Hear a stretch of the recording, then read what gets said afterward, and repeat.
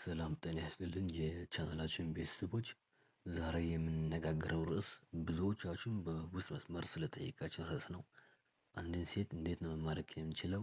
መጀመሪያስ ምን ብዬ ላውራት ለምትሉ ሁሉ ዛሬ የሴቶችን ስነ ልቦና መሰረት ያደረጉ 7 ወርቃማ ነጥቦችን ይዘን መጥተናል።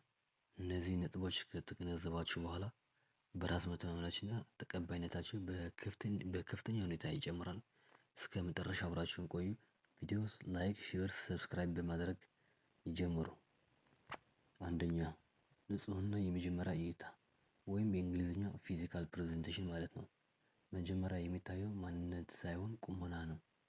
የግድ ሞዴል መሆን አያስፈልግም፣ ግን በተቻለ መጠን ንጹህ መሆን አለብህ። ለምሳሌ ፀጉር የተስተካከለ፣ ልብስ ንጹህና የተተኮሰ መሆን አለበት። እንዲሁም የሚጥም ጠረን መጠቀም በመጀመሪያ ቀን ላይ በአንተ ላይ አዎንታዊ ስሜት እንዲኖራት ያደርጋል። ጫማ፣ ልብስ ንጹህ መሆን አረጋግጥ። ብዙ ሴቶች በመጀመሪያ ቀን ላይ ወንድ ልጅ ላይ የሚያዩት ነገር ይህንን ነው።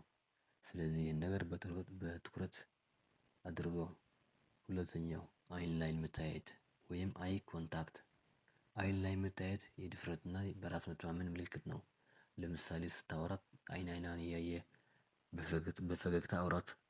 አይኔን የምትሸሽ ከሆነ እንደፈራ ወይም የሆነ የምትደብቀው ነገር እንዳለ ያስጠረጥራል። ነገር ግን አፍጥጠህ በማየት እንዳታስፈራት። መሃል ላይ ቀስ ያልክ አይንን መልስ። ሶስተኛው የአነጋገር ዘይቤ እና ድምጽ ቮይስ ኤንድ ቶን ማለት ነው። ወንድ ልጅ ሲያወራ ድምፁን መረጋጋት እና ጥንካሬ ሊኖረው ይገባል። ለምሳሌ ስታወራት በጣም አትቸኩል። ቃላቶችን አረጋግተህ ተናገር።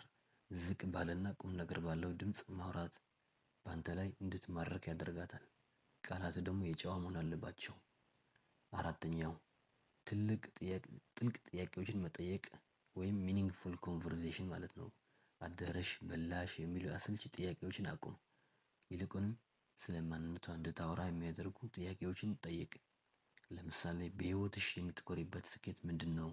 ወይም ካለሽ ስራ ውጪ ምን ማድረግ ያስደስትሻል ብለህ ጠይቃት። ስታወራም ኧረ እባክሽ ከዛስ ምን ሆነ እያልክ እንደምትከታተላት አሳያት።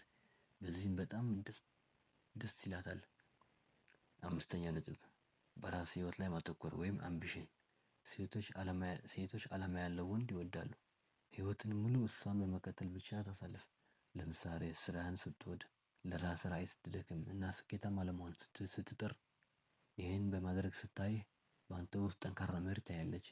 ተከታይ ሳይሆን መሪ ወንድ ሁልጊዜ ማራኪ ነው። ስለዚህ ይህን ነገር በትኩረት አድርገው። ስድስተኛ አክብሮት ወይም ሪስፔክት ባውንደሪ።